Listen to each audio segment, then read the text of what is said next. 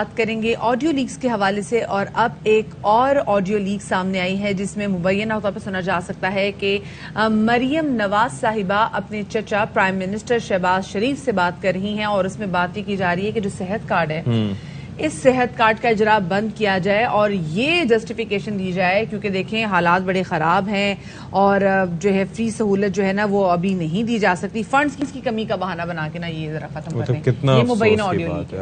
اچھا میں واقعتاً آپ کو بتاؤں مدیحہ کہ بہت سے لوگ ایسے ہیں کہ جو واقعتاً اس کارڈ سے ان کو بہت فائدہ ہوا ہے۔ اچھا پہلے ہم آئی واز اسکیپٹیکل، میں نے شروع میں کہا کہ پتہ نہیں ہو رہا ہوگا نہیں ہو رہا، لیکن واقعتاً لوگوں کو بہت فائدہ ہوا اس کارڈ سے، اور اس کارڈ کی وجہ سے ان کی زندگی آسان ہوئی۔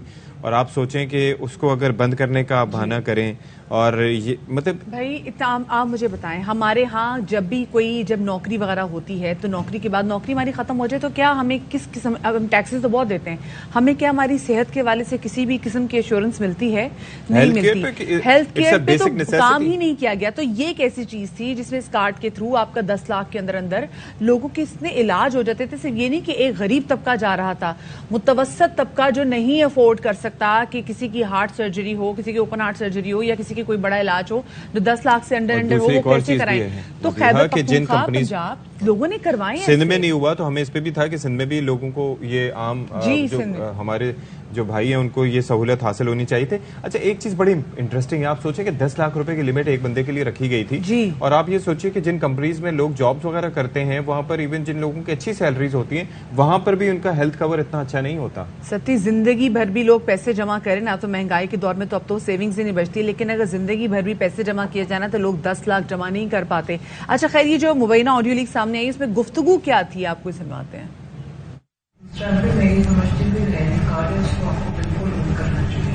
کے پاس آ کر دکھانے کے لیے سوائے کارڈ کی کچھ نہیں تھا، اور وہ تو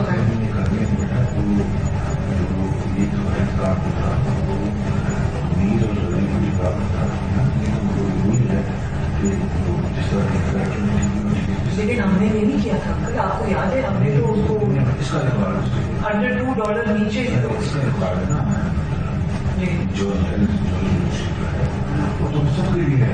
اچھا جی، کوئی اچھی چیز ہو تو اس کو کیری کرنا چاہیے، لیکن یہ عجیب رواج ہے۔ علی محمد خان صاحب ہمیں جوائن کریں، تحریک انصاف کے رہنما ہیں، اور ان سے ذرا بات کرتے ہیں۔ بہت شکریہ علی محمد خان صاحب، آپ نے ہمارے لیے وقت نکالا علیہ صبح۔ یہ مطلب سیاسی اختلافات ہو سکتے ہیں، لیکن سیاسی اختلافات کی آڑ میں عوام دوستی کا ایک منصوبہ تھا جس کا واقعتاً میں آپ کو بتا رہا ہوں کہ بڑے لوگ اس پہ دعائیں دیتے ہیں آپ کی جماعت کو اور آپ کی حکومت کو جو رہی ہے، لیکن یہ اس کو ختم کرنا یہ تو عوام دشمنی ہوئی۔ بہت شکریہ۔ بسم اللہ الرحمن الرحیم، اللہم صلی وسلم مبارک علی سیدنا محمد۔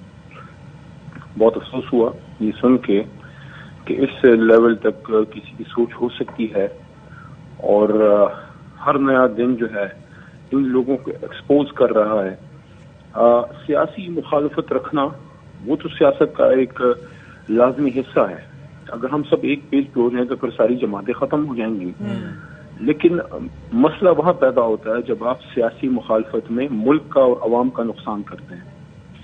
اب میرا یہ دوسرا ٹرم ہے پارلیمان میں، اور میرا تقریباً ہر ہفتے کھلی کچہری ہوتی تھی، اب بھی میں ایم این اے نہیں ہوں لیکن اب بھی ہوتی ہے۔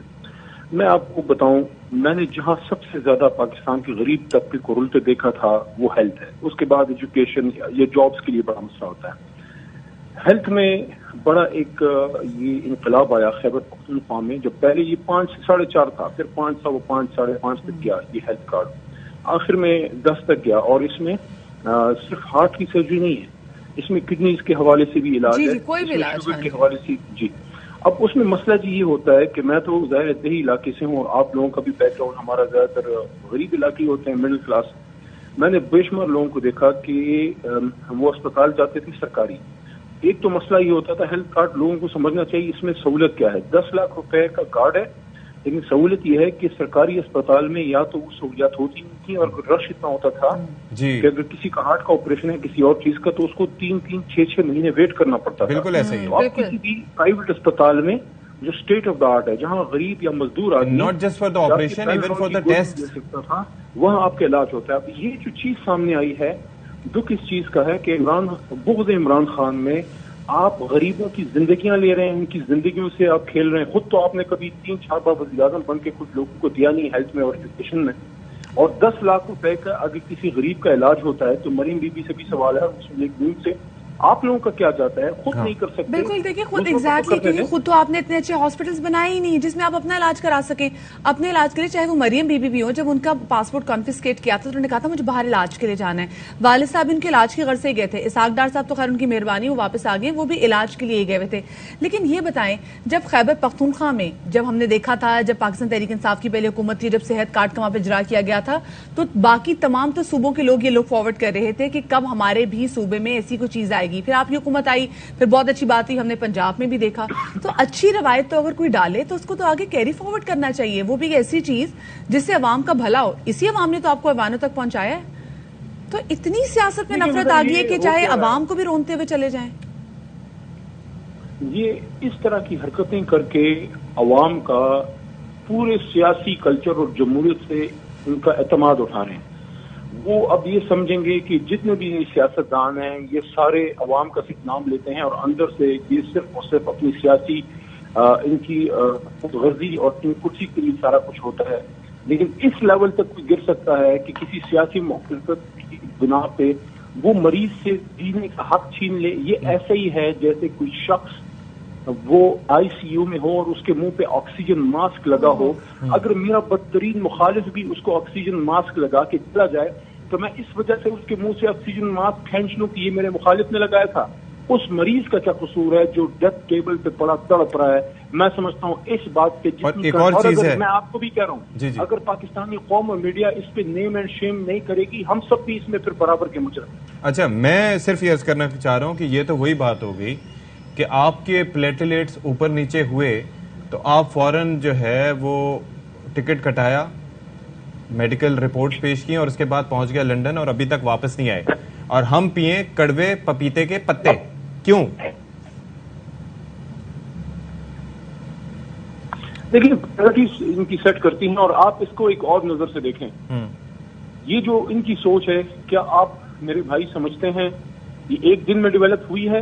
اس سے زیادہ المناک بات یہ ہے کہ یہ سوچ پریویل کرتی تھی لیکن اب سامنے آئی ہے. اس کا مطلب ہے کہ جو 2 نسلیں ان کی سیاست میں سن 85 سے جوان ہوئی ہیں, جس میں میاں نواز شریف صاحب خود جو ہیں وہ 3 بار وزیر اعظم بنے, تو آپ یہ بتائیں کہ اس سوچ کو لے کے یہ نسل ان کے گھر میں جوان ہوئی اور ان کے سارے ورکر جو ہے وہ بڑے ہوئے. ان کی لیڈرشپ کی سوچ یہ ہے کہ خود تو کچھ کر نہیں سکتے, اگر کوئی اور پاکستان کے غریب عوام کو جینے کا حق دے رہا ہے اور ان کو ہیلتھ فیسلٹی دیکھیں, اور کسی چیز میں آپ کہیں یہ سیاست ہے, لیپ ٹاپ ہے, کسی نے جاب کی جو ہے نیا پاکستان کی اسکیم آ گئی جناب, کسی اور چیز پہ یار مریض ایک گھر میں ایک کسی کی موت ہے جس کو آپریشن ہے, وقت جس کو کڈنی کا آپریشن ہے, کوئی بچہ ہے جس کو آنکھوں کا, آپ نے اکثر دیکھا ہوگا چھوٹے بچوں کے دلوں میں چھوٹے سوراخ ہوتے ہیں, آپریشن کی ضرورت ہوتی ہے.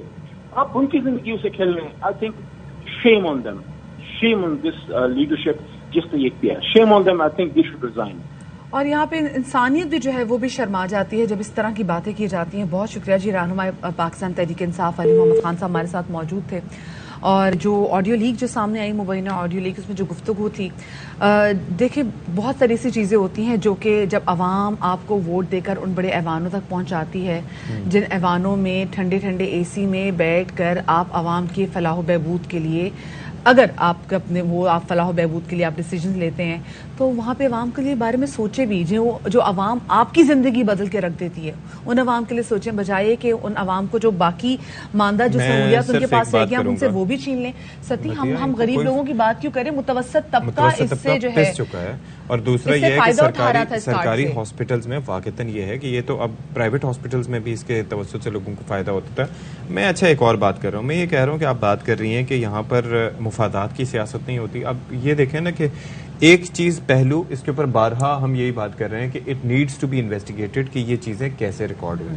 یہ نیشنل سیکیورٹی کا مسئلہ ہے, سائبر سیکیورٹی, اور یہ ساری چیزیں بڑی اسٹرانگ ہونی چاہیے. پی ایم ہاؤس میں ایسی اگر کلیدی باتیں ہونے والی یا اس کے علاوہ باقی بھی نیشنل سیکیورٹی سے متعلق باتیں وہ اگر آؤٹ ہو جائیں تو یہ بڑا خطرناک ہے. لیکن جو بات ہو رہی ہے اس کو بھی نظر انداز نہیں کر سکتے.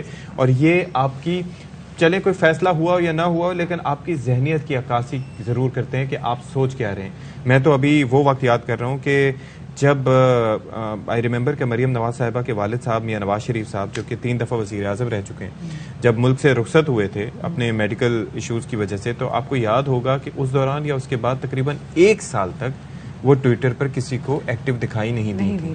ٹھیک ہے، اس وقت چونکہ اس وقت بڑے مسائل تھے، مہنگائی بھی تھی، لوگ پریشان بھی تھے، عمران خان صاحب کے دور میں بھی مہنگائی بڑھ رہی تھی، لیکن you choose to stay quiet, کیونکہ ظاہر ہے کہ there must be something that kept you quiet. اور اب جو ہے وہ